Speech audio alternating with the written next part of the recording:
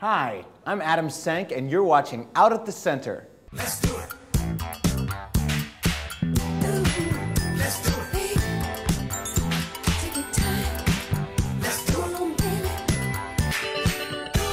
Let's do it. Let's do it. Let's do it. Do it right. Come on, baby. Let's do it. Let's do it. Author Michael Cunningham visited the center to talk about his writing. Here are some excerpts from his conversation with Donald Wise. You can download the entire conversation as an audio podcast. Visit gaycenter.org/out for the link. What writers were you reading, or what role did, books play in your life? You're talking about Mrs. Dalloway, but I'm also interested in what gay and lesbian writers at the time were available and really spoke to you in a particular way. Among queer writers, I was all about Woolf and Genet. There is an actual clinical diagnosis coined in the 50s called, it's the state of being normonic.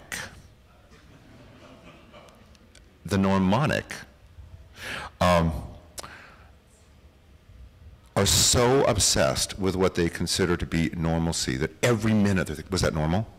Was that normal? Did I just do something normal? Did I do something abnormal? Until it becomes actually paralyzing. I came from a sort of normonic town and was just desperate for any evidence of the magical and the amazing, and I was just so much more interested in Genet writing on paper bags in prison than I was in anybody using an actual typewriter.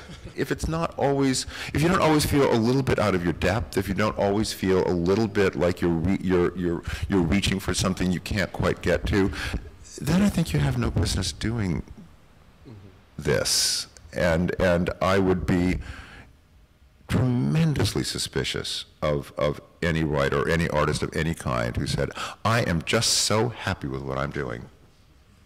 You do a really good snapshot of a one-night stand, or it's true. Or so write what you know. Well, that's what I was going to ask you. Was that born out of experience? Was that was that a period of your life where, you were writing what you knew, or? Oh yeah. I mean, could we have a quick show of hands? Anyone who has not had quick sex with a stranger ever? Has there been some sort of, even some small downside to being identified as a gay writer of gay-themed material? It never occurred to me for a second, not to write about what I know, which includes being gay, and also includes the lives of people who would love to be gay but just aren't. Our only universal obligation is to be out.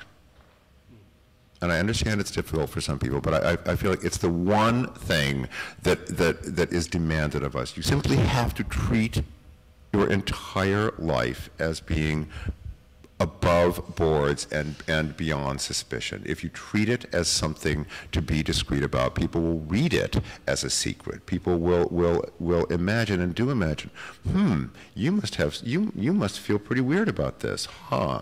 I actually think that in cold-hearted, practical terms, the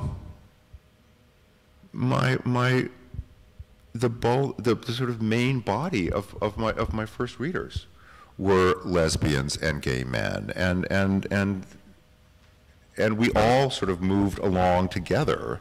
It's been entirely great, and I have really found my gay readership to be my most satisfying, most open, most alive segment of my reading public. And that's all for this excerpt of Out at the Center. If you want to check out the full show, go on our website, gaycenter.org/out. Until next time, I'm Adam Sank. Goodbye.